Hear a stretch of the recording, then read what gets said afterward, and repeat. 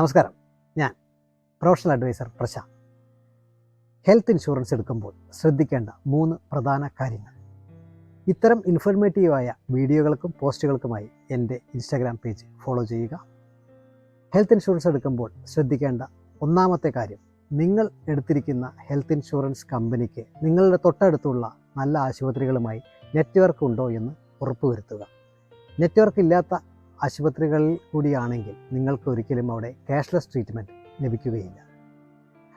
രണ്ടാമത്തെ കാര്യം, നിങ്ങൾ എടുത്തിരിക്കുന്ന ഹെൽത്ത് ഇൻഷുറൻസ് കമ്പനി ക്ലെയിമുകൾ സെറ്റിൽ ചെയ്യുന്നത് നേരിട്ടാണോ അല്ലെങ്കിൽ ഇടനിലക്കാർ TPA മുഖാന്തരമാണോ എന്ന് പരിശോധിച്ച് ഉറപ്പുവരുത്തുക.